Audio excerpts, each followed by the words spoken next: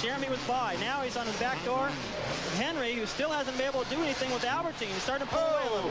McGrath is now putting the pressure on number 20, Doug Henry. I'm sure that would mean a lot to Jeremy's confidence to get out there and beat the guys leading the series. The way it stands right now, Jeremy's a full lap down. When you look at the point standings, he's 25 points down on Henry. He needs to beat him tonight. He needs to beat him next week. Henry closed the door on the corner, David Bailey. Well, he's got some yellow on his bike now. Jeremy went in there and rubbed fenders with him. Jeremy, like Davey's saying, it's a big mental advantage if Jeremy could make a pass on Henry and send him back to the pits with that thought. Well, one accommodation for Roger DeCoster's team is only Suzuki has hit all podiums this year. Let's see when we get back who will go to the main event out of this qualifying heat. Out of the shadows come three incredible motorcycles. Heat number 2 from the Georgia Dome. Right off the finish line jump, Jeremy again letting Henry know he's there. Anytime he can stick a wheel in, he's doing it. He wants Henry to know he means business. He's back, and Henry's not going to have it his way tonight. Jeremy has never finished out of the top 4 here in the Georgia Dome, and that 4th place, of course, came after the very famous helmet cam crash when he came off the jump, and the whole world saw him run into Michael Craig. Speaking of Michael Craig, he's right behind these two, still in this battle. Here comes Jeremy McGrath, making a big psychological pass right now on Doug Henry.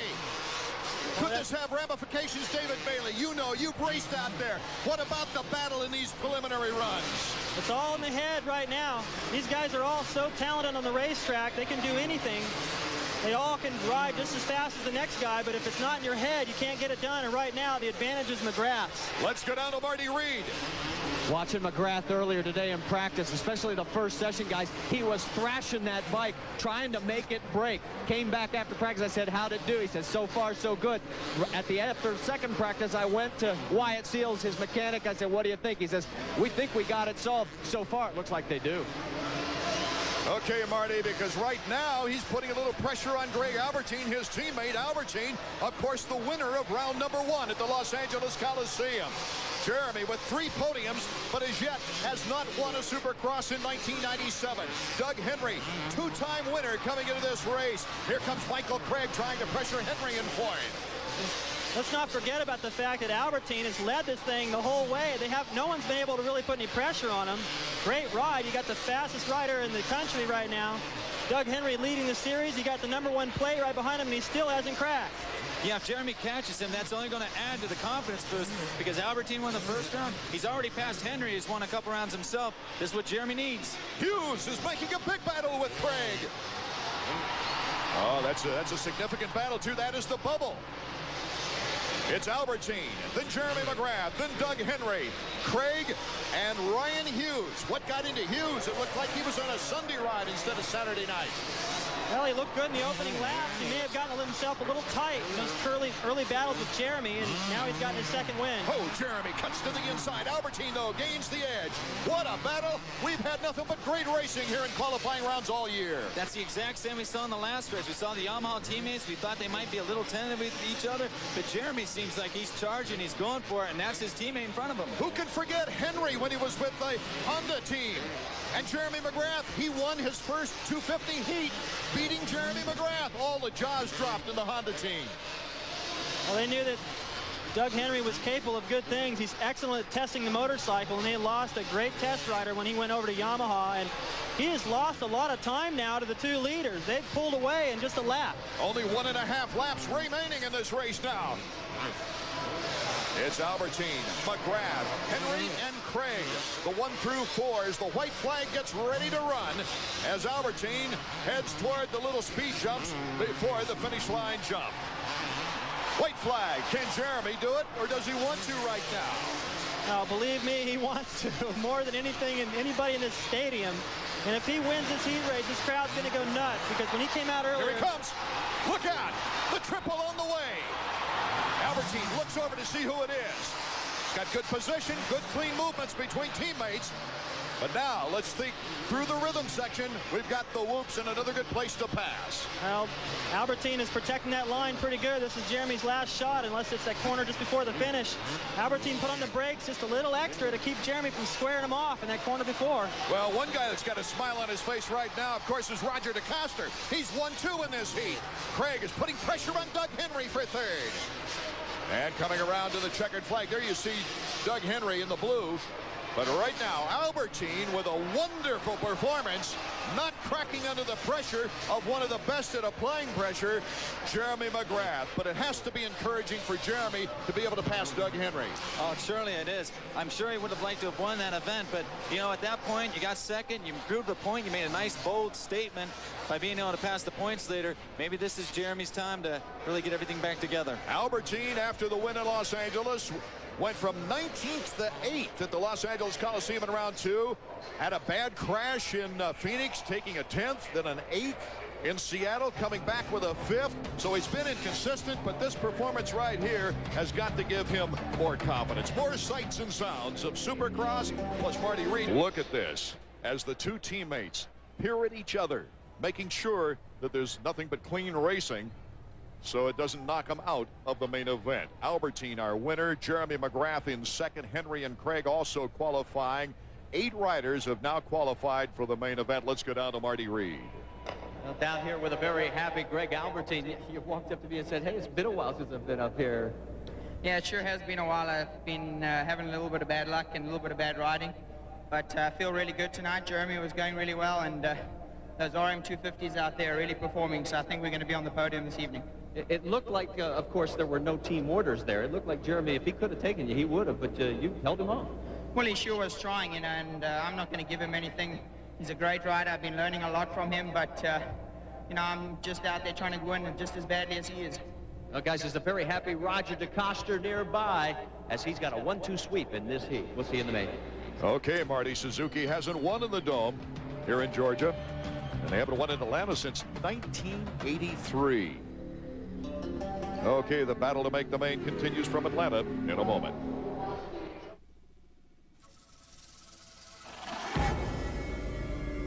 This double jump sent him on a trip over the bar. That left Pichon to lead out front, while the only other rider in the pack who could challenge was number 7, just going past your screen there, John Dowd. And then disaster struck for Pichon. On one of the triples, a rider had crashed at the landing jump, and Pichon had to bail out in one of the most horrifying crashes of the year. So with Pichon out and losing valuable points in the 125 title, it was the veteran, John Dowd, inheriting the lead and his first win of the 96 season. Joining him on the podium were an ecstatic Jimmy Neese and Charlie Bogart. Talking about the heat racing earlier now in the 250s, guys, it was a battle of teammates. What an unusual sight in both heat races. Yeah, that's one of the things I like about this time of the season. There are no team orders yet for any of the riders. They can go out there, they can bang bars with the guy next to them in the truck. Makes for good racing. David, back in the mid-'80s, you had such a battle as well in heat races as well as the races themselves. Rick Johnson, Johnny O'Mara, you guys were banging pretty good. Well, we banged pretty good. I think one that really comes to my mind, and something that always is talked about so much, is in 1986 at Anaheim. Rick and I had a great battle, and it was his first ride for Honda, and before the main event, we looked at each other and kind of shook on it that we wouldn't really mess with each other. We would just ride safe, and then the gate dropped, and Rick ran into me about 5 or 6 times, and I had to beat him. It made me mad. Well, Anaheim was one of my favorites. There was a good race here in Atlanta, too. David, do you have a favorite? I like the Anaheim race, but I was kind of pulling for Rick. Oh, look out. Great. If you're listening, Rick, anyway. Interesting situation now with Kevin Windham. Such a strong race with a 250 coming over from the West Coast 125s. The last time that a 125 rider from the West came here to Atlanta and looked so good was Mike LaRocco when he took a 6th. And then Windham last year showed he's no stranger at a 250. Well, 3rd place at Charlotte, great ride in the mud. I think he's got a little bit more experience at riding in those conditions, being from Louisiana, but certainly has the speed to finish on the podium here tonight.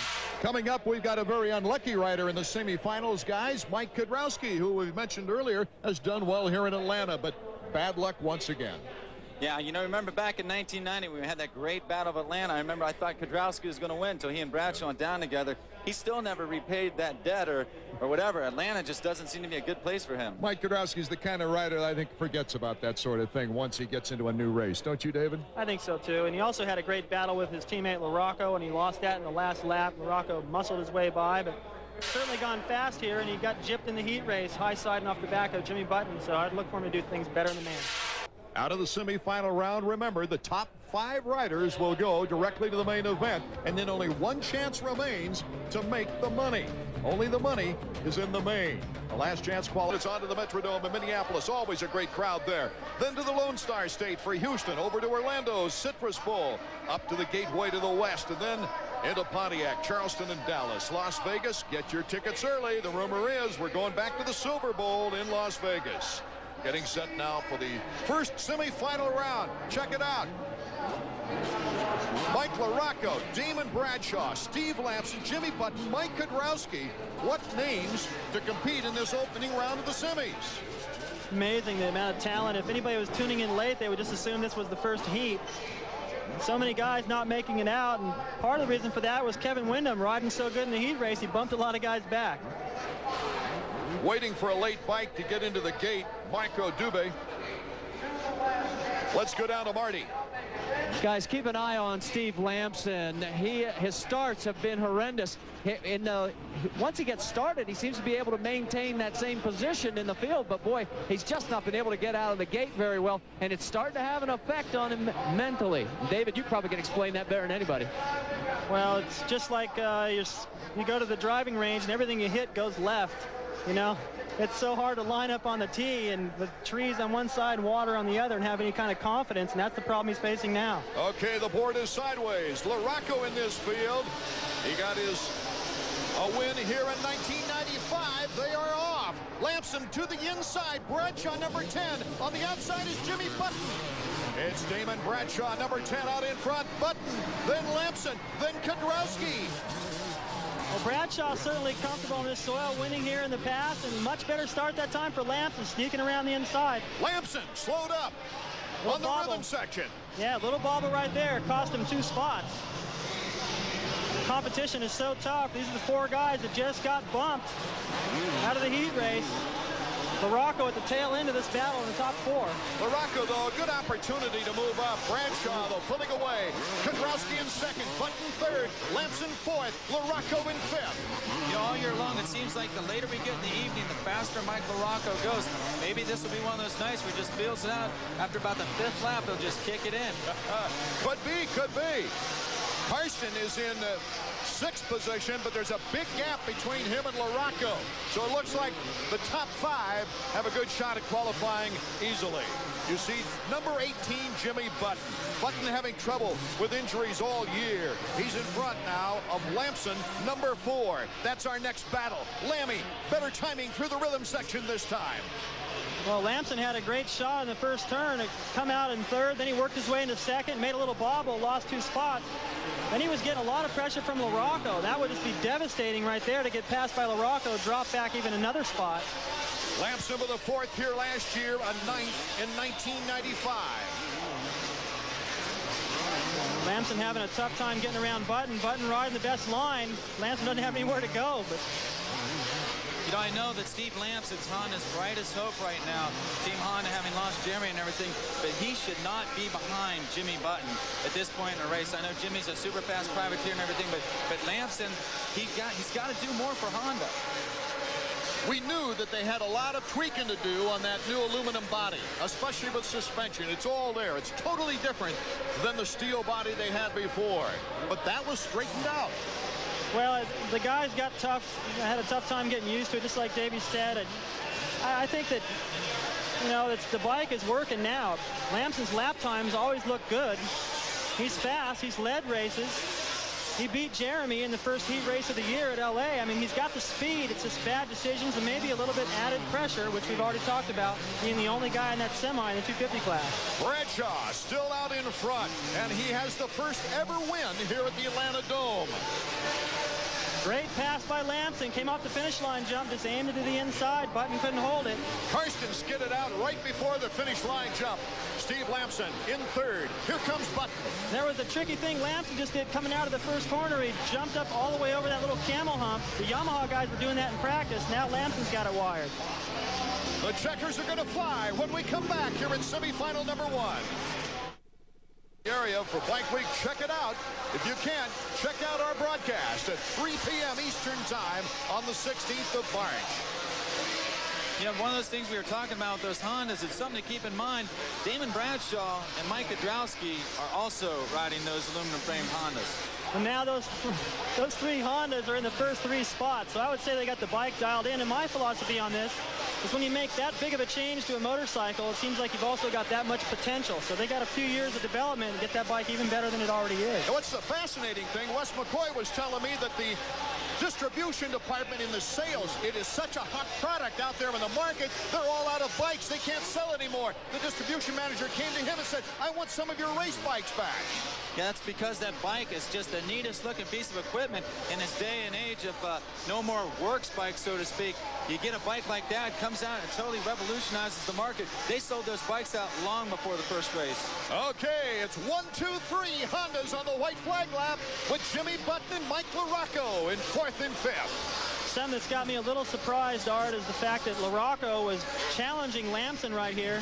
Now you can see back behind Lamson how far it is to LaRocco, who's just now finishing the triple. Maybe he's recapturing that confidence he needs. Definitely a boost for Lamson to have struggled in the early laps, getting himself going. Now he's putting pressure on the leaders, but still, don't ignore the ride by Bradshaw. He's had pressure, and he's handled it. And how about that number 100, Mike Kudrowski? A crash with Swank, and he failed to qualify in the first round. A 9th, a 13th, a 6th, and a 6th. He says, I'm gearing up for Daytona. It is Bradshaw, Kudrowski, and Lamson. Jimmy Button will be our 4th rider going to the main event out of our first semifinal round, and coasting across on number 5, the Suzuki, is Mike LaRocco. So Damon Bradshaw, who says he's been having fun, but he's had very little results. Maybe this is the night. Damon's always been one of those people who says the pressure doesn't get to him, that he just wants to go out there and have fun and ride. But you know right now, for 5 races into the series, he hasn't had a really great ride. Maybe Atlanta would be the night for him. His opening round at 9th, his best end result so far on the season. Okay, the official results. Marty visits with our injury right before the season started. He started the season under par, but looks like he's coming on strong. Well, we're starting to stand down here with Damon Bradshaw. This is becoming 2 weeks in a row that you and I've talked up here. Is this going to be a trend now? I hope not. Actually, I don't like riding these semis, but I'd much rather make it that first one. It's a little less time on the track, and, you know, we have a long main event. As far as what's different this year from like last year, I mean, last year we weren't talking much at all. Yeah, I had a few good finishes last year in the beginning of the season. It kind of tapered off after that, but, you know, I've been struggling with my starts, and this weekend and last weekend they've been getting better. So, you know, hopefully the main event will be good to me off the start. Damon Bradshaw, winner, semi number 1. Okay, Marty, thanks so much. And that's the 3rd consecutive week Damon Bradshaw's won a semifinal. So as sponsors are hoping for a little bit more fun. Brian Swank, number 13, in your picture now. It came off hand surgery on both hands to start the season. He's hoping for a stronger ride here tonight after a 16th and a 14th the last couple of weeks. Here in the 2nd semifinal round, we've got Ryan Hughes and Damon Huffman, along with Swank, Phil Lawrence, Jeff Matasevich, Ryan Huffman, no relation, and Richard Taylor trying to get to the main event. Top 5 qualify and go to the main. And that way they are assured of a paycheck. Of course, David Bailey, you never had to worry about that. No, I've had my share of having to go to the semi and the last chance, especially early in my career, yeah. Well, we never hear about that, you know, Davey. He never talks about that, does he? No, and you know what? David never talks about his privateer days earlier. It's like before you got those good rides and everything, David, I know you were riding out of the back of your pickup truck in Virginia. I was doing whatever it took. I had to take my bike apart and put it in the back of my mom's Toyota Celica once. And everyone laughed at me there. I thought, oh, come on, Dave. We're still laughing. You're making us look bad. But, you know, in the race, I made them look bad.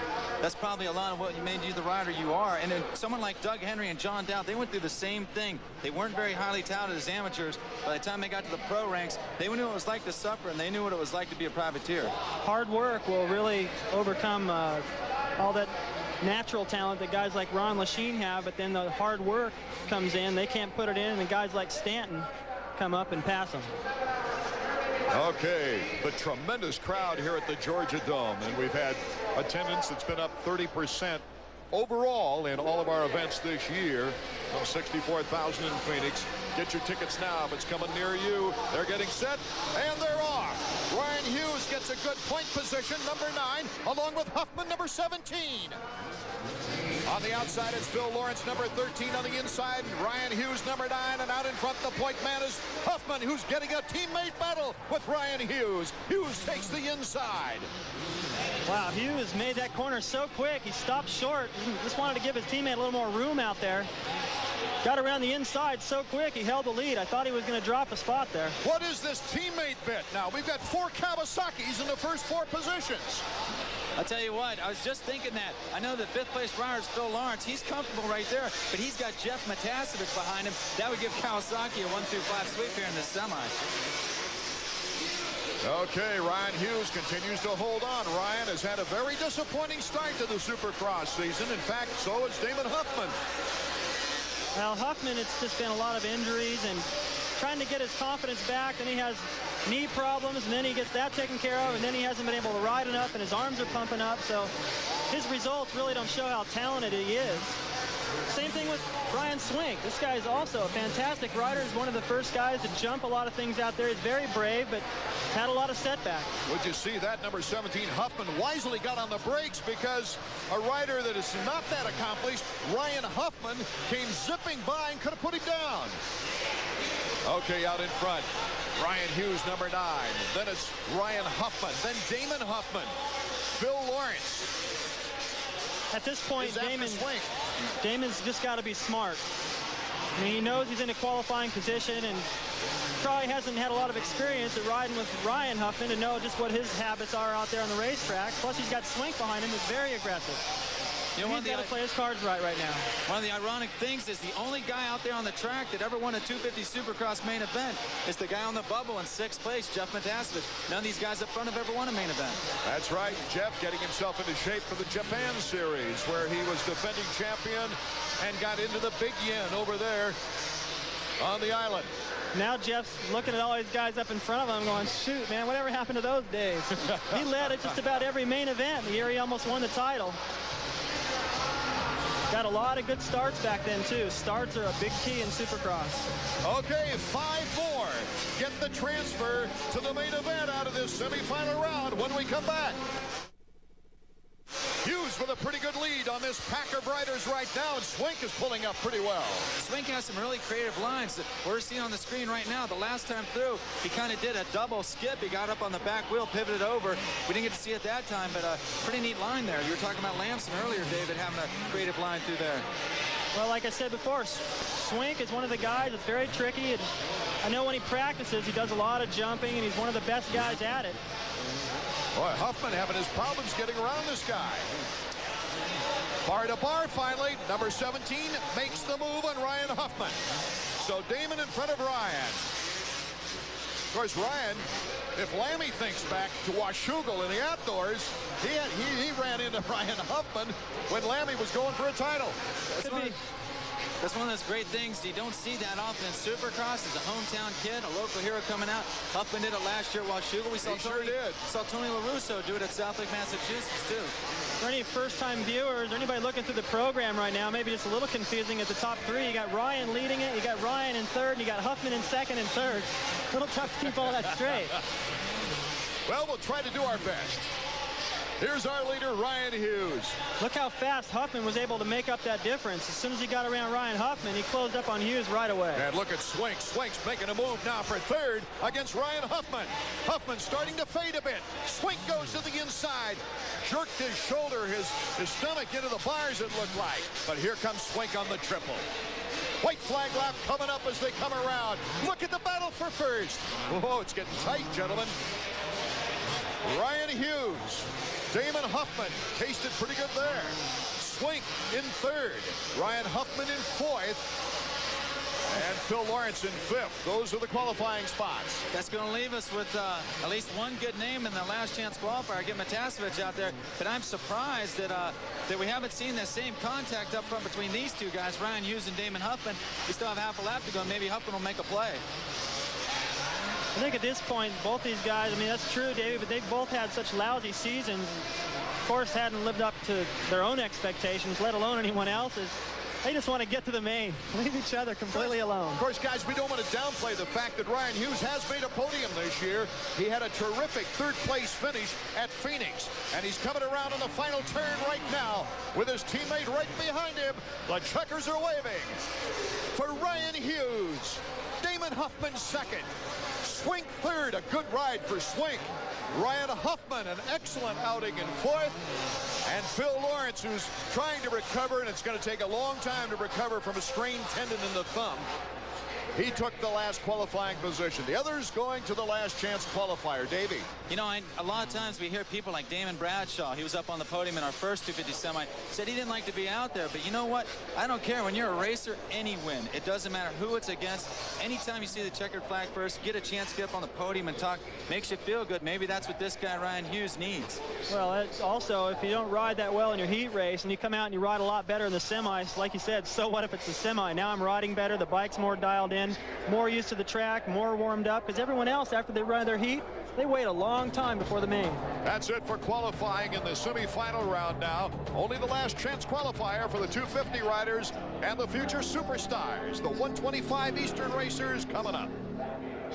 Well, a well-deserved victory in the final semifinal round of the evening here from the Atlanta, Georgia Dome. Let's go down to Marty Reed talking with the winner. Well, down here with the man who I've not talked to that much this year. If you had no luck, it'd simply be bad luck. Yeah, this year's not gone so good for me. I have one good race, and the rest I've had some bad luck, but I'm trying to turn around Kawasaki, and, you know, we're working real hard every week, and, you know, I'm hopefully come away with the win tonight. Felt good that race. I can make a couple better corners, but it'll be better in the main event. As far as mentally, I mean, it's almost impossible for you to get back into the points championship, but yet you're still riding hard out there. Yeah, you know, I've always been, you know, the charger and try not to let anything bother me, but it's a little hard when you're so far behind to get the confidence and the desire to keep coming back. But, you know, I want to win a couple of these races this year and, you know, hopefully get back up there in points. The cheers from the fans can't disappoint you too much. I mean, that's got to spur you on. Yeah, I love when the fans cheer for me. You know, I've had some bad luck, and they're still behind me in the pits telling me, you know, you can do it, keep your head up, and, you know, that makes me feel good. And, you know, I'll try to give him a good show tonight. Ryan Hughes, we'll see him in the main. Okay, Marty, Jeff Matasevich having to go to the LCQ, which will add a little name value to the final placement for the 20-rider gate coming up. But, of course, we've got the 125 future superstars coming up next as well. Welcome back to the Georgia Dome. Jeff Matasevich and Corey Keeney, a Western 125 rider, secured the final two positions at the gate out of the last chance qualifier. As we take a look at number 29, Scott Sheik. It's not easy for a privateer to catch the eyes of a factory team, but Scott got the big break when Team Honda signed him for this 125 Eastern Series. I feel lucky. Yeah, it takes a lot to get noticed. I mean, there's riders that they have their moments, and it's really hard being a privateer. You know, it's hard to be consistent. They had their eye on me all last year, and on the outdoor, I got 2 seconds and third, I believe. But I won that moto in Mount Morris. Honda, they seen the potential I had and the motivation that I had, and they really seen me and grabbed me when they could. Being able to focus on the job at hand the last couple of years led to the break Scott Sheik needed. He wasn't one of the more glorified amateurs. I've been racing since I was 6, and my family supported me so well throughout the years, and they've always been behind me. But I've always seemed like I was a step behind everybody. Up until, you know, the last 2 years, I've really had to put my foot down and really get myself organized and really figure out really what I wanted. You know, I set my goals and put a lot of hard work into it, and really was focused. What would he have been if not a professional Supercross rider? I would be an artist, or I would be a chef. I have a lot of artistic abilities. I draw my own helmets, and you know, I draw on the side. I'm setting up a studio in California in the condo where I'm living, and you know, I love to cook. I cook for myself, and I cook for as many people as I can. So those are two things that I enjoy and I do in my spare time. Scott Sheik is a listener and a quick learner. He has the tenacity of his idol, Bob Hanna. And every time I gotten hurt and I've gotten back on a motorcycle, I've always thought of Bob Hanna and trying to get back on the bike and not having it affect me. And the work ethic of his Honda mentor, Jeff Stenton. Jeff has been in my situation before, so they've, you know, obviously I feel that I know a lot, but there's always more. With their support, they help me out and they get me on that track, you know, of learning a lot more. David Bailey, how did you get your first break coming out of the privateer ranks? Well, it was a phone call from Roger DeCoster saying, would you like to ride for Team Honda? So I rode for him for $12,000. Think about that, 12 grand. I was making more money as a privateer, but I knew that the chances and my opportunities at Honda to go a long ways were there, and it worked. Okay, as we see the Suzuki point standings, John Dowd, the winner of the first 125 Eastern round, of course, leads in the points, but only 3 as we take a look at round number 2 coming up and the Suzuki starting grid. On that starting grid, some great names. John Dowd, our last week's winner. Stefan Roncada, who won his heat race. Here's number 14, John Dowd, taking a practice lap. Out of the West, it'll be Brian Deegan, number 28. The 17-year-old rookie, Ricky Carmichael.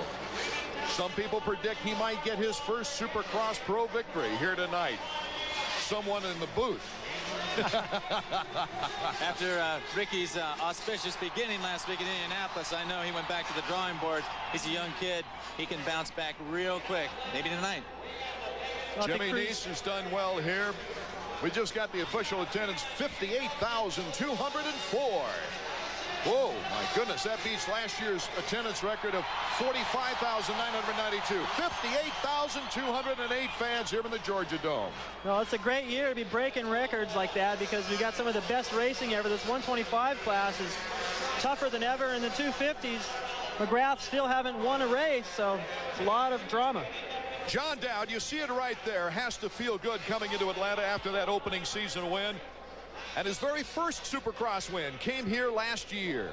You know, last year I got myself all nervous, thinking about the points lead that I had, you know, after this race. And, you know, this year I just want to kind of approach the whole thing differently. I want to go look at it race by race. You know, I don't even want to talk about the points. I've already discussed it with my mechanic. You know, we kind of, we don't want to sit here and talk points. I mean, yeah, it's way too early. Dowd knows this is an important year for his career. Curing that nervousness is a big key. Let's go down to Marty.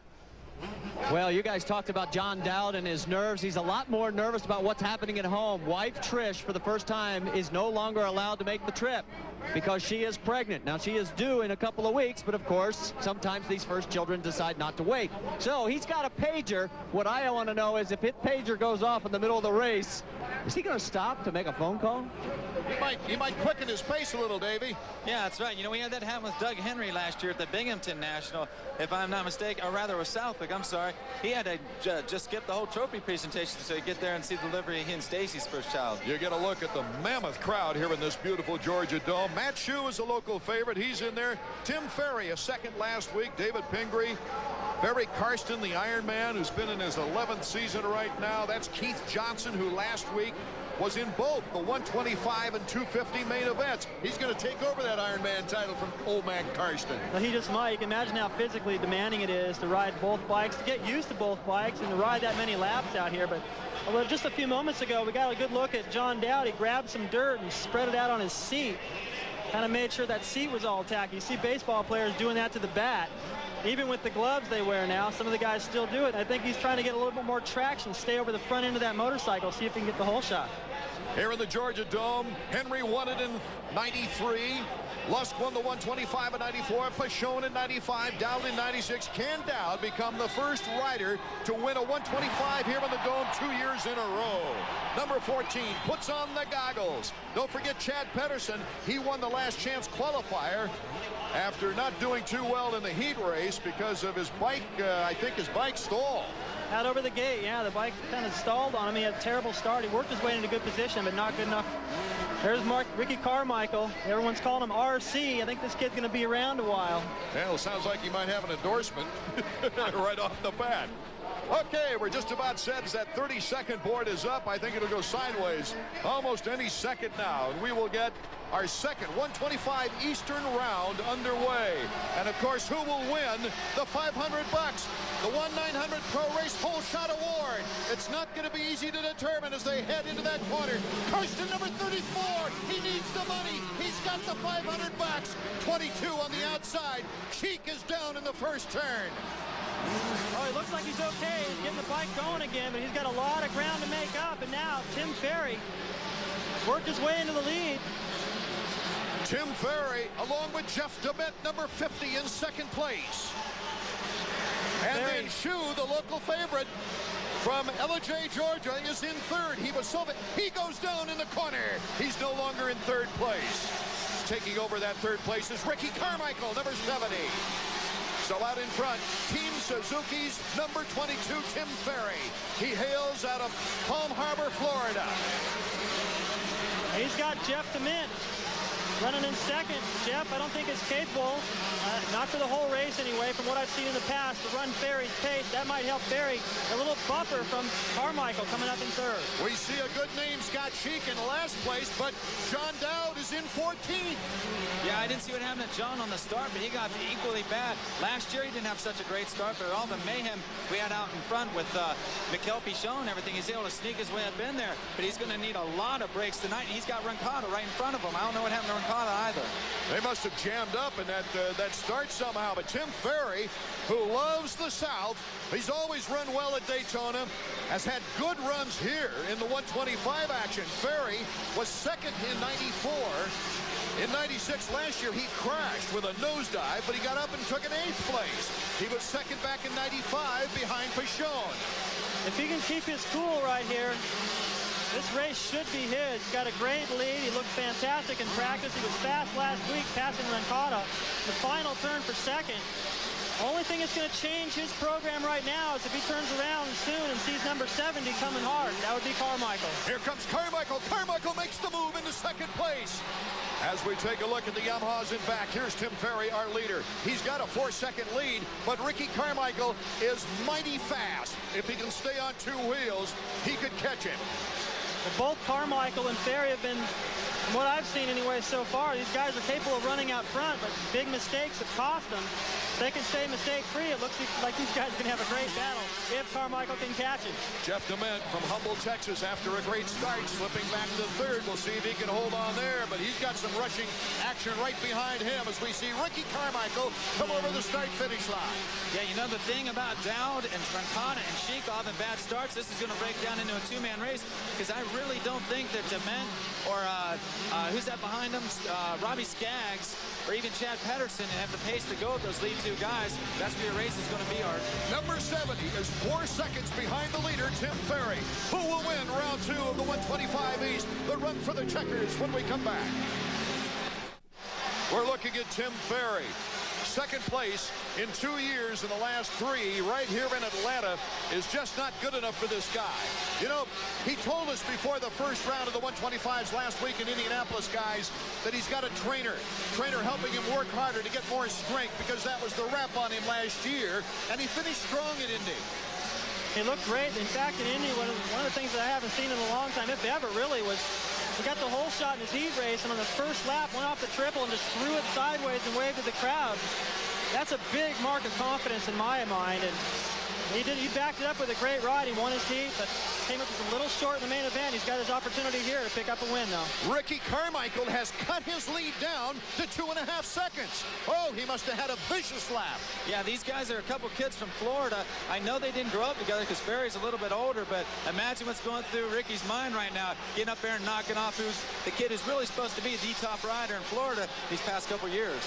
Ricky Carmichael lives actually closer to Ezra Lusk in Bainbridge, Georgia, than he does Tim Ferry, but they like to race on this soil. The red bauxite soil is very familiar to Ricky Carmichael.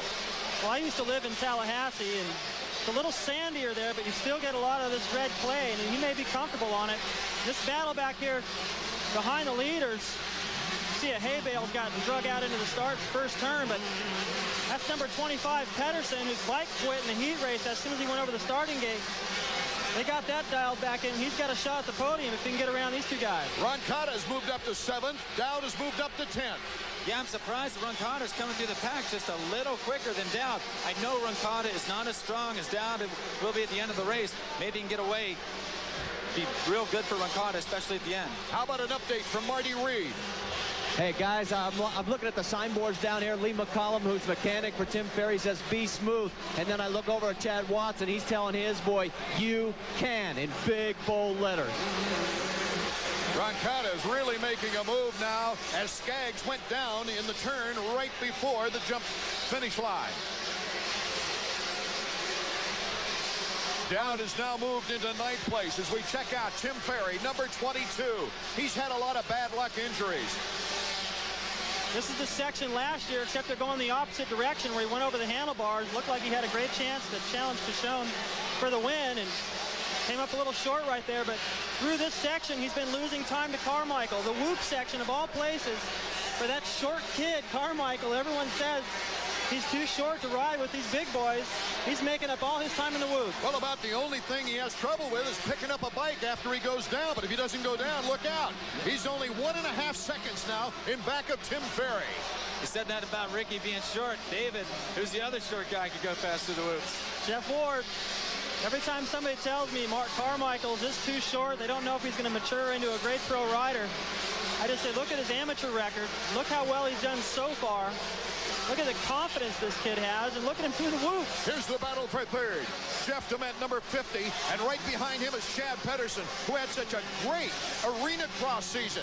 At the first halfway point, which meant a $10,000 bonus, he was the points leader. But of course, signed up with Chaparral to come to the 125 East. Yeah, one thing about Jeff DeMent, that's a kid right in front of Chad. DeMent was one of those people who oddly chose the 250 class the last couple years. I think it really hurt him. Otherwise, he would be one of those guys like Tim Ferry with a 125 factory ride. Well, he thought he got the break when he got the KTM factory ride. It pulled him out of the privateer ranks, but it was not a good move. No, it probably wasn't, especially since he's got the kind of height that requires some learning on the 125. They pushed him right in the 250 ranks. He had a good bike, but it wasn't the bike for him. 25, Chad Pedersen makes the move in the pass on Jeff DeMent. DeMent not giving up easily. You can see that setup from that great camera shot as it came out of the corner. You can see Pedersen, he squared the corner, and then he immediately cut back to the inside, positioned himself to the inside off that finish line jump. Worked perfect. I think we're going to see a lot more of that in 250 class. Oh, back and forth we go. DeMent's just not giving up. I like to see that from DeMent. I know he's a fighter. He won't give up. Pedersen's tough, too. Chad Pedersen really gained a lot of confidence. Of course, he was a privateer in the outdoors one year, privateer of the year. And he had his truck stolen, his bike stolen. He did everything to get back on the track, Davey. That's back to one of those character builders we were talking about when David was talking about when he's good at races in his mom's Celica. You don't know what that means to you. It's like going through the college ranks, you know, and you get to the pro ranks all of a sudden. You know what it takes to win. Some of these guys jump right up into a starring role. Maybe like someone like Ricky, but you got these other kids who they paid their dues, and every single position, every lap means something to these guys. Back to our leader, Tim Ferry, and now here we go to 2nd place in Ricky Carmichael. His shirt flapping in the breeze. No matter what he does, he can't keep that thing tucked in. But one thing he can do is go fast. Look at his timing through that whoop section. Over the double jump, which is barely anything at all, he still has time to reach up and clear his vision.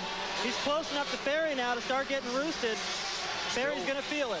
Still 1.5 seconds. It'll be interesting to see how Ferry reacts to that kind of pressure. What do you think will be more important at the end of the race, David? Ferry's experience or Carmichael's just absolute enthusiasm getting us possibly his first win? Well, I think it's a toss-up, really. Carmichael goes to the inside. He could have gone out there and been maybe a little bit over-aggressive and taken Ferry. We've got a race on our hands for the 125 Eastern Main here in Atlanta. Oh, my goodness. Here goes Carmichael. A great leap off the triple, but a lapper, and he clears it nicely. He looks more experienced than a 17-year-old rookie out there, I'll tell you. I'll tell you when I threw my arms up right there, I thought that was it for Ricky. Not only did he over-jump the jump, but he had to steer around that down rider in the corner. Very, very smooth for a 17-year-old. He's riding with a lot more patience and poise than I saw last week. He's learned his lesson quickly. Paying off for him, already leading. Now Ferry wasn't able to do the triple jump right behind Carmichael here, so he's opened up a little lead already. Okay, the battle for first place is defined right now. Carmichael now looks back to see how far Ferry is back and guns the throttle. That's a pretty good distance now, and you can see a couple of the shots. Carmichael's steering clear of all the ruts, so that should help him stay mistake-free to the end.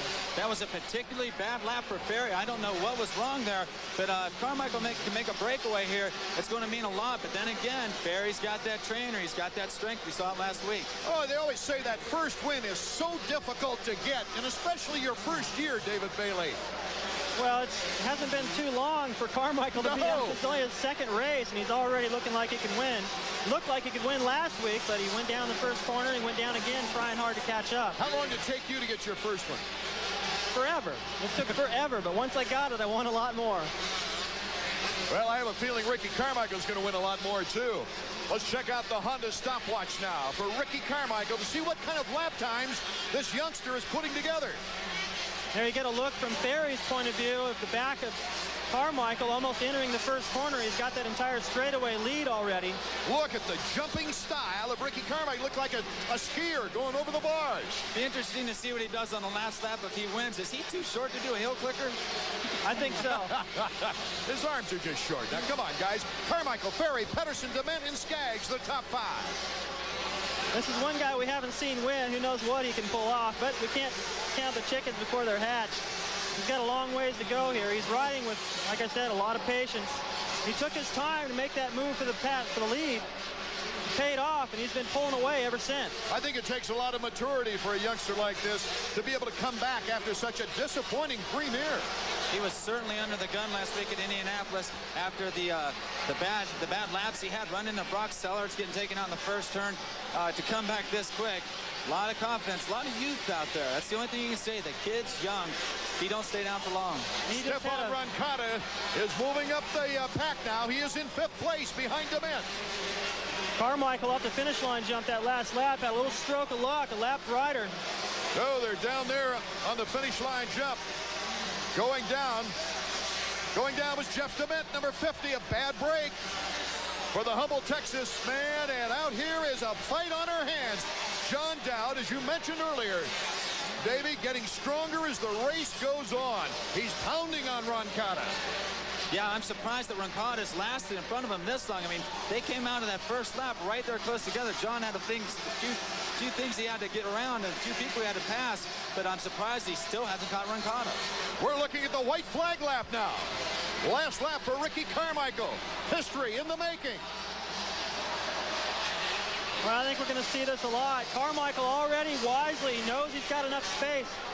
Only went for the double or the triple. Here's the battle, though, still continuing between Dowd. Oh, it's a good one. Dowd getting by Roncada. Roncada, though, wants to take it back again. Oh, and he couldn't make the jump. The timing was wrong. Final lap, final lap. Look at this battle underway in the 125s. This will really mix up the point standings as well. Well, Dowd is definitely ridden hard. He's going to make up valuable points. Look at Carmichael. Carmichael on the final turn now before the speed bumps, before coming across the line. Very carefully. Checkers. Ricky Carmichael, Pro Circuit Kawasaki. Tim Ferry in 2nd place will now move into the points lead with 44 points. Ricky Carmichael doing a great job. You know, his mechanic is Chad Watts. Chad guided McKelvey Schoen to 2 125 East Region titles. He might have a third one on his hand right here. You know, Davey, you had confidence that Ricky Carmichael was ready for his first win here. He actually told us before the race he was going to win. And then he pulls it off. Does that sound a little Bob Hanna-ish to you? Sounds a lot like Bob Hanna. This kid is cocky, and he's backing it up already, so that'll work. John Dowd went from 15th to 4th, gentlemen. We'll be right back with the official results, as well as Marty talking to the 17-year-old when we get back. Back in the Georgia Dome, and here was the key move in this battle for Ricky Carmichael, number 70. Making the move. What a difference a weekend makes. Ricky Carmichael finishing in 19th place in the first race of the year, winning his first professional Supercross here. And Marty Reed is down with a very happy redhead right now. And I don't know if he knows this, but they asked David Bailey how long it took him to win his first race. All he could remember was forever. You've done it at number 2. What a comeback after last week at Indianapolis. Yeah, I don't know what the problem was last week in Indianapolis. I mean, I guess the ball didn't roll in Pro Circus direction, and I'm glad to put Mitch up here on the podium, and I'd like to thank my mom and dad for getting me here, my buddy Terry for helping me out, and, you know, just getting out on my Supercross track and stop watching me the whole time. And I'm just so happy right now. I'd like to thank my mechanic, Chad, and he's done a great job. I couldn't ask for a better mechanic. And, you know, all my friends, just, I'm proud. You said before the race that you were going to win. You going to predict victory again next time out? I don't know. I needed to get my confidence level up, because after last weekend, I thought it was going to be forever until I won one. And I don't think I'm going to have, I don't want to say I'm going to win. I just, you know, think inside that I could win. Well, he did here. Let's swing over to second place now and catch up with Tim Ferry. I know you are not happy, but take us through what happened, because you looked like you were in control of the race. Yeah, you know, I felt pretty good at the beginning. That's the first hole shot I've gotten in a long time. I basically just rode a little bit tense. I've been a little bit under the weather this week, feeling sick. I don't know what it was. I was just a little bit off, and Ricky rode really good, you know. I hate to see my little brother beat me, but, you know, he rode good, and there's nothing I could do for him tonight. As far as the rest of the season, everybody's been talking about him coming on. Then he had the debut at Indianapolis. Is this a mental thing now between everybody? Are they going to play the Ricky Carmichael game? I'm not. You know, Ricky's going to be fast. He's going to be fast from here to there. But, no, everybody's got to take their dues. You know, it takes a long time to get used to Supercross. And I've been in this 125 class forever. I feel kind of like John Dowd. But, you know, I think at the end of the series, you know, I think I'll come out on top. But he'll be strong here and there. Marty, it is a logjam as far as the Suzuki point standings are concerned, because as we take a look at Ricky Carmichael winning, Ferry in second, Pedersen third, Dowd fourth, and Roncada in fifth, that makes a logjam. Ferry still holding on by the edge of his toenails, the leading points with 44 points if we have added up correctly. Dowd just 1 point behind him, and Roncada and Pedersen right there banging on the door. What a great start on the 125 season in the Eastern Division. Pretty amazing to me, Carmichael, just out of the blocks like this, only his second race. We're starting to see what we saw back in the early 80s when you heard about Ron Lachine so much or Johnny O'Mara so much, and all of a sudden those guys came out and they delivered right away, and we're seeing it again. So as the 1 in 25 victory celebration continues down at the floor of the stadium, the run for the big bucks is getting ready. The 250 machines here at the Georgia Dome next. Welcome back to a packed Georgia Dome here in Atlanta, Georgia. The 250s are warming up right now, getting ready for a parade lap here at the Georgia Dome before a record-breaking Supercross crowd. Hello, everybody. Art Ekman along with Davey Coombs and David Bailey up top. We'll get to Marty Reed in a second. Guys, a lot of people asking, when will Jeremy McGrath win a race? Yeah, we're at the 6th round. You know, Jeremy, 4-time champion. Last few years, they called him Showtime. His critics are now calling him Show Me the Money. But no matter what, Jeremy's just got to show up tonight here in Atlanta. He's lost a lot of ground early. And it's a difficult thing to do when you take a look at the field, David Bailey, because it could be a coin flip tonight. You can't count out guys like Lamson, who is really due. He rode good in his semi after having a bad start in the heat race. Jeff Emig has found his form again. He's found his starts, which have been so important this season. Albertine rode great, beating Jeremy in the heat race. Although Jeremy rode great, different outfit, looking a little newer this week. He still couldn't catch up to Albertine and put any pressure on him, so a lot of guys can take it. Ezra Lusk. He's got a lot of home fans behind him. He's done well here in the past. He's comfortable on this soil, and he's got a lot of fans behind him, and those Yamahas have been working good lately. Well, we could probably go down the whole list. One guy who's been hot and riding very steady, Doug Henry. And Doug has had some very fine memories here at this track. For instance, in '93, Henry stood atop the podium with his first 125 Supercross win. Then in '94, he won his first 250 heat race, beating Jeremy McGrath. And in '95, he got off to the best start at that time of his 250 career with a 5th place finish, but he did lead the race for the first time. And in '96, his first race back from back surgery. What will it be? A question mark for Doug Henry. This could be his biggest thrill, 1997. Let's go down to Marty Reed downstairs.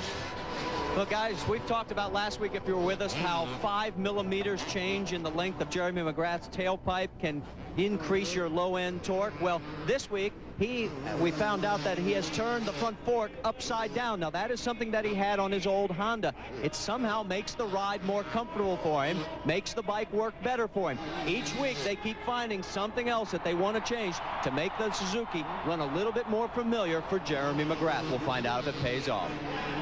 Well, switching back to those forks is something different. He went over to the Suzuki team, and they had that the right side up, the conventional fork, actually, with that little bat wing just to keep the front end more rigid. But I think Jeremy likes the front end to be a lot stiffer. He runs a lot more sag in the rear end. The bike typically runs a little low in the rear. And by running a stiffer front end, that's what you get with the upside-down forks. A lot more rigid feel. That's what Jeremy wants. As we take a look at the Suzuki starting grid for this great 250 round. Round number 6 for the 250s. Getting set to go. Who will win the $1,000 now when they hit the 1-900 Pro Race Whole Shot Award line? I have to think that it's the guys that are lined up to the inside of the starters booth.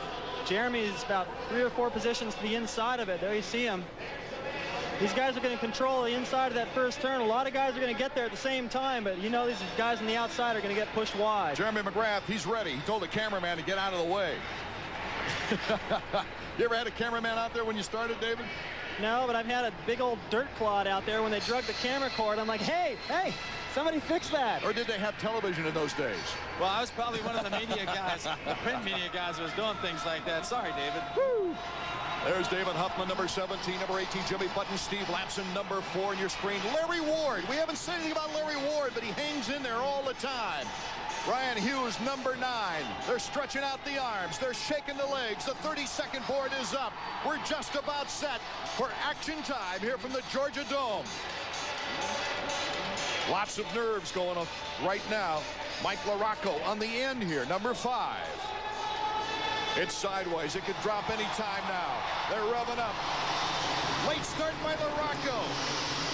Good start, though, by Albertine and Huffman. 17, Damon Huffman, $1,000 richer. It's Huffman, Albertine, Emig in great shape. Lampson is next. And Jeremy McGrath is on the inside, blocking out Lampson. Looks like we lost Mike Craig down there in the first turn. He went down with Jeff Matasevich. It looked like Ryan Huffman. Craig is a long shot, even longer now. Whoa, good save right there by Albertine. He tried to tuck it around Damon Huffman. Wasn't a whole lot of room right there. Look at this, Emig. Would this be something for Damon Huffman? Here you have a team that doesn't have a team manager. Damon Huffman and Jeff Emig, 1 and 2 with Albertine, getting with McGrath for number 3.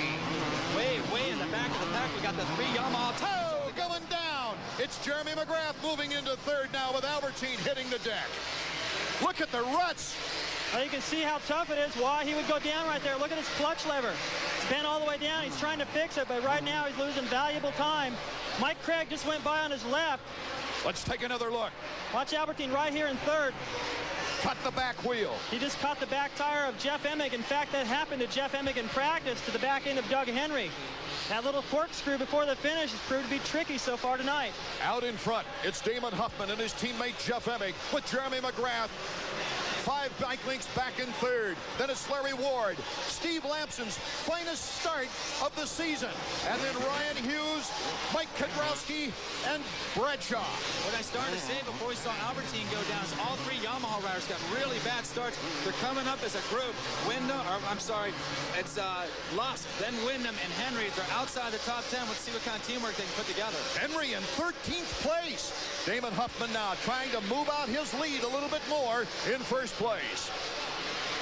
Boy, the Yamaha riders riding together every day, but they don't want to be riding together here tonight. Not that far back. And you can see Jeremy looked like he made up a little bit of time on Emig, but then he lost it again.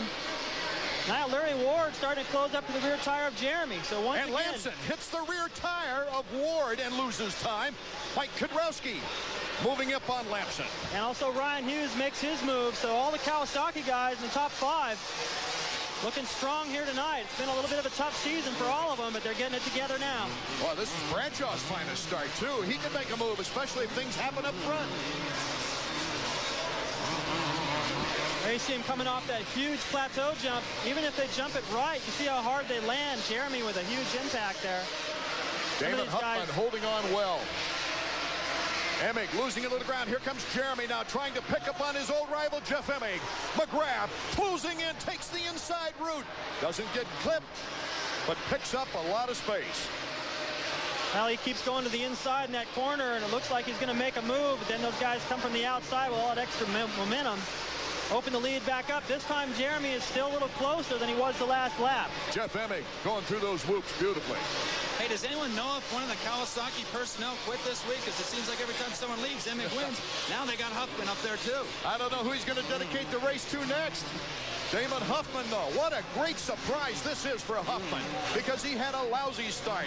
Little nagging injuries. 11th in the first round. He had a promising 4th, and then it turned into a 19th in Phoenix, 11th and an 8th place. Here he is out leading at Atlanta. Now you can see how far back the Team Yamaha riders are. Still outside the top 10, but their pace is quick. They're not making up any ground. They're just staying the same with everybody. Everyone's riding so hard right now. Huffman, Emig, McGrath, Ward, and Hughes are top 5. Damon Huffman he's really been one of those types of guys that says, well, I'm going to just play my cards right, be realistic, shoot for the top 5, and then when I get a couple of those, shoot for the top 3. Well, he hasn't been in the top 3 lately, but he's certainly had the pace to ride it. My concern for him now is his conditioning for the arm pump. He's got the most pressure he could have right now. It's a little better because it's his teammate, but if his arms start to pump up, that's what happened to him last week, and he dropped fast. Oh, Larry Ward losing valuable time, coming down real hard on the bars that time behind Jeremy McGrath. He's 3rd in the points, the top independent. He has 2 podiums, 2 third places. You know, we saw Jeremy and Larry Ward get together last week in Indianapolis in a similar battle for 3rd and 4th, but they both went backwards in the field. I hope that doesn't happen here again tonight. And right there we saw Ward. He's losing a little more time to Jeremy. Jeremy's pulled right up on Emig's back tire. They're spreading out except for 2nd place. Jeremy only 1 link away from Henry. Started in 15th, is now moved up to 10th as we take a look at Lampson. And now Emig and Jeremy McGrath. Every now and then, Jeremy just comes out of nowhere. He was actually quite a ways behind as they entered the whoops. He made up all kinds of time on Emig. Now Emig's lost a little bit of time to the leader, Huffman. You see how hard they land off that finish line jump. Taking a lot out of these guys every lap. Still a lot more racing to go. Who will win the 2nd round, or I should say the 6th round here in the 250s? We'll be back to find out. Welcome back to the Georgia Dome in Atlanta, Georgia. Huffman, his best start of the year, is our leader as we take a look for the battle at 2nd place. Jeff Emig, number 1, Jeremy McGrath, looking for his 4th podium, but also looking for his 1st win of the season. It may take Jeremy a while to win. I mean, look at what he's riding the best he's ridden in quite a while. Looks great out there. He looked good in his heat race. Still wasn't able to pick up a win. Things this year are a lot tougher than they were last year for McGrath. A lot of adjusting on that bike. He only got the effort together, his own racing team, with less than a week to build the bike and also get all the contracts signed and everything else. So it's only natural. I'm surprised really he's done as well as he has this year with so many podiums. Here he comes with the big race on, trying to get around Jeff Emig. seals him off. Jeff Emig, a good bang-bang performance. And Jeremy knew that was coming, too. That's how exciting that rhythm section is. The way the track designers built this, they had different timing. Jeremy looked over, knew Emig was coming, I think rather expected it. He did a good job of staying up. Imagine what that feels like, having a 200-pound motorcycle with a guy out of running India. That's the old Jeremy. I feel like the clock's ticking on Emig right now. And as these two battle for second, Huffman's sneaking away. This is a sport that you have to make it quick. Jeff Emig turned around telling us he doesn't feel old, but the sands of time are running fast. My maturity and the way that I look at things is different than like, let's say, 2 or 3 years ago. And I know that, you know, that the end of my career is going to be coming up here in a few years or whatever. I mean, you know, I don't really set any dates, but I know that it's coming, and I have to accomplish the things that I want to accomplish, and there's no better time than now. That's something else, to be 26 and feel that 2 or 3 more years is all you have left. You know, further back in the pack, Larry Ward had a problem. He went down or something, lost some space. That leaves Ryan Hughes in 4th, and Lamson, like Huffman, put in his best race. He's up to 5th now. He's in 6th place, Larry Ward. Things are looking really good for Kawasaki at the moment. They got the first 2 spots, and they got 4th. But Lamson's coming hard. Starting to put a lot of pressure on Rhino. Huffman has been able to stretch it out to 3.5 seconds on the 2nd place rider, Jeff Emig. Stanton down there in the first corner, just yelling at Lamson, come on! Throwing his headset, trying to get him fired up, whatever it takes. Hughes in 4th, Lammy in 5th, number 4 on the Team Honda. His best performance of the year. This has got to make Wes McCoy feel like jumping up and down. Ooh, a little bobble right there in the corner. Here comes MK on the Honda of Troy, number 100. Mike Kudrowski. He's looking for his best finish of the year before going to his favorite track, Daytona. Don't count out LaRocco right behind these 2 guys. LaRocco's a strong finisher last week, fastest guy on the racetrack. He's 6 seconds behind Jeremy McGrath. McGrath in 3rd. You know, that little love tap that Jeff Emig gave Jeremy seemed to knock a little bit of the wind out of sails of McGrath. He's dropped off considerably, probably about 4 seconds at this point. Hard to tell from our vantage point, but Jeff jumped into him pretty good. It could have bent Jeremy's front brake lever or done something like that. It could have slowed him down. He could be just trying to bide his time right now and get a second win and make a charge at the end when lappers are a little bit more of a factor. Let's go down to Marty Reed. Brian, over halfway, you just put up a sign saying, have fun. This could be a big turning point for his year, couldn't it? Oh, yeah. He's out in front. He hasn't been there, and Jeff has been a hard charger. This could be the first Kawasaki win in the Dome since 95? Well, we're only going back a couple of years then. But the first ever Supercross win for Damon Huffman as we take a look backward. Henry is now in 9th behind Bradshaw. This is another battle. Lamson and Kudrowski. Lamson is moved up in front of MK, but MK is coming back into the action. Number 100. Don't let that fool you. You fans who've been away from the United States for a little while. MK retired and came back after a year off. Challenge them through the whoops. At the pace these guys are riding, it's a great track design, but their pace is so quick. There's only one really fast line. You can try somewhere else, but unless the guy makes a mistake, you can't make the pass. I think Kudrowski right now, the pace he seems to be running, as anxious as he looks, if he can get around Lamson, he may be able to challenge Ryan. Lamson having trouble. MK cuts underneath. Here comes LaRocco, number 5.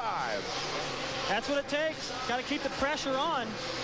With Kudrowski keeping the pressure on. And Ryan Hughes has gone down the first corner. So that moves Kudrowski into 4th. And here comes LaRocco putting the block pass on Steve Lamson.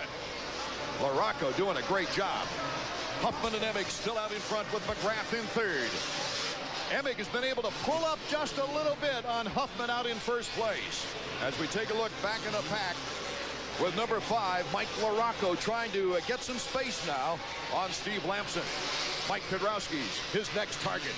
You know, David, we were talking about Ricky Carmichael's first win earlier, your first win. Is Huffman starting to think about that now? He's out front. He's got about 8 laps to go. Is that in the back of his mind? I'll bet you there's just about everything in the back of his mind, and that's got to be one of them. The other thing that's in the back of his mind, and right behind him, is that number 3. That's like Earnhardt right now. Emmig's been hot. He's won a couple of races. He's got the experience to take this race all the way to the last lap. Remember, Huffman had a chance to win in Seattle, it looked like, with McGrath, and only a few laps remaining. He stalled it. Yeah, but there's no Rick Hendricks team up there swooping all the air. Anything can happen, even if your teammates in this game when the win is on the line. I think at this point, Emmig's got to know, and believe me, you think a lot of things out there on the racetrack sometimes besides just the racetrack. Emmig's doing the math in his head, knows that Henry's pretty far back in the pack. He could pick up the points lead tonight. Emmig cutting the lead to 3 seconds as we take a look at Mike Kiedrowski, hoping to fend off Mike LaRocco. It's interesting. A lot of the guys avoiding those big ruts now, taking the cleaner method, not the faster line. And the faster line is, of course, the deeper rut. And if you're in front of somebody, like in the case of Kiedrowski right now with LaRocco breathing down his neck, should he take the fast line and go for the deep rut, or... LaRocco cuts to the inside, sending the MK to the outside. Oh, what a great battle. Mike LaRocco has got the fastest bike on the track right now. Former teammates battling it out. The next guy in LaRocco's sights is McGrath, and the pace that LaRocco's got, he could catch him. Yes, very much so. I'll tell you, Mike LaRocco is the last guy that Jeremy probably wants to see in his rearview mirror right now, because LaRocco is the strongest guy in the second half of these races, Doug Henry notwithstanding. Here comes LaRocco trying to put the move. Here's our leader, Damon Huffman, who has been very cool out in front. He seems to gain a little bit on Emig in certain places, and then he'll lose a little bit of time, then gain it right back. So he's got enough speed, and he's been playing his cool. Problem is now he's got a few lappers to contend with before he gets to that finish line. As you see coming into the picture, Huffman, a two-time 125 Western champion, as he strung together 6 straight wins back in 1995. So he knows what it's like to win. He knows what it's like to get out in front. He just hasn't had this opportunity this year. Last year in Supercross, got the injured ACL. They did not operate, but it took him out of operation for a long time and a lot of hard rehab coming back. The Honda stopwatch in our screen right now to check out the lap time and interval as there goes a lapper through the picture. About 3 seconds back to Emig now. So keeping about the same distance. It fluctuates just a little. Oh, it's good to see Mike Kiedrowski coming back with such flair. There's Bradshaw, number 10. Number 20, Doug Henry, moving up in the pack.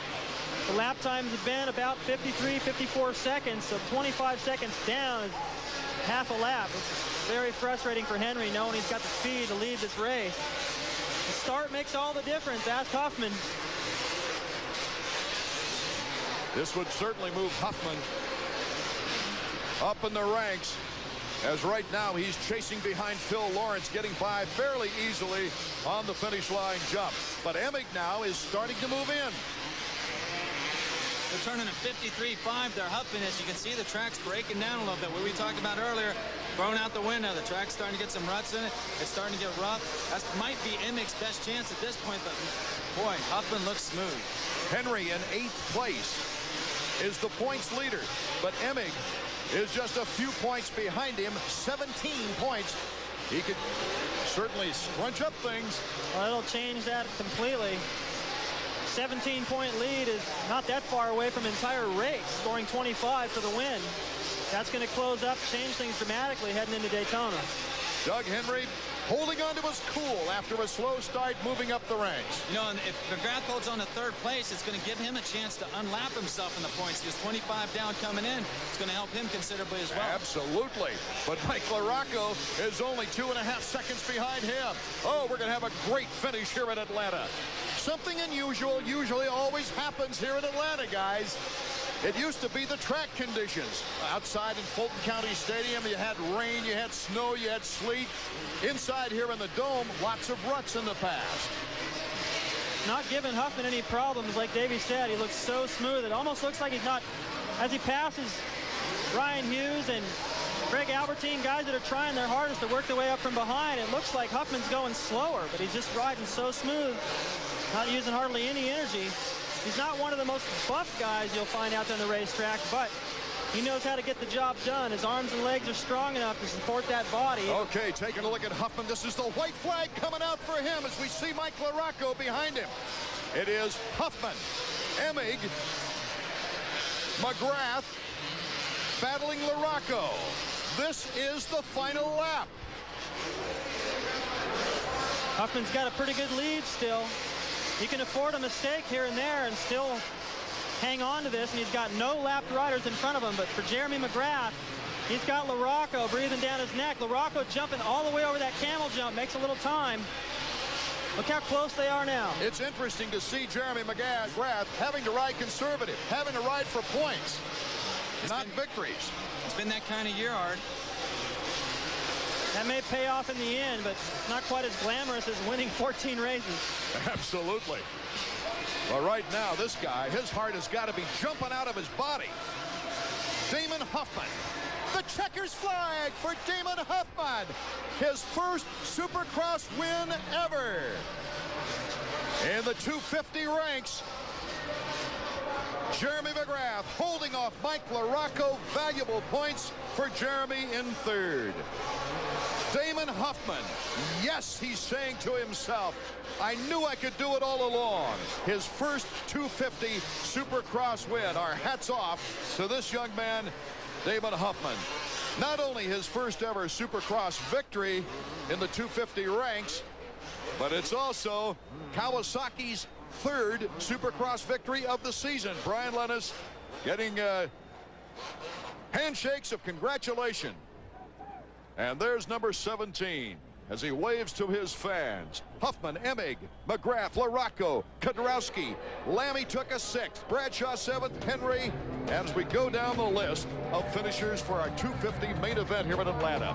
We'll be back with words from Damon Huffman and Marty Reed in a moment.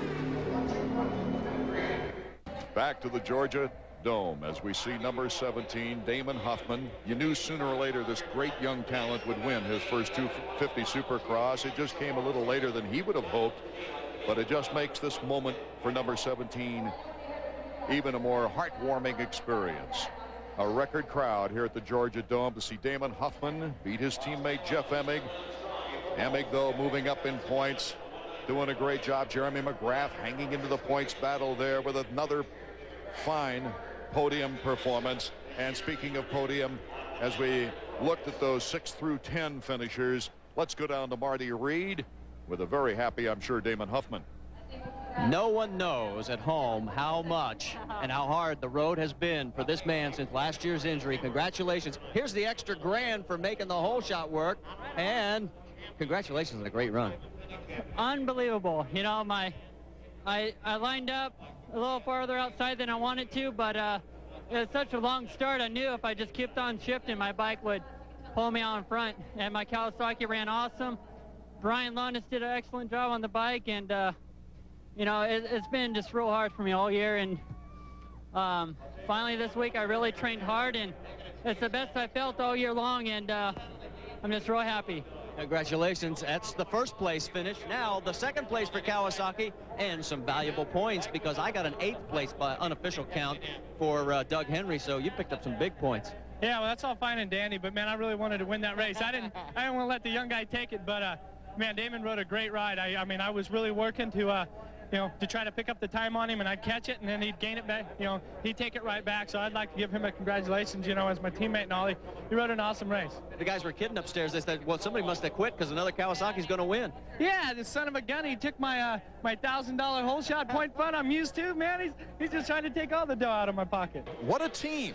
You know, and they said, oh, the Kawasaki team might be in chaos with no team leader, but these guys individually with their mechanics are doing the job. They're riding fantastically, especially Jeff Emig. I know that he didn't get the win tonight, but I think when he sits down and thinks about how important all those points are that he gained, he's going to be very happy with that finish. Yeah, as we take a look at the Suzuki point standings, Henry still barely holding on to the lead with Emig moving up big time. Ward took the big drop.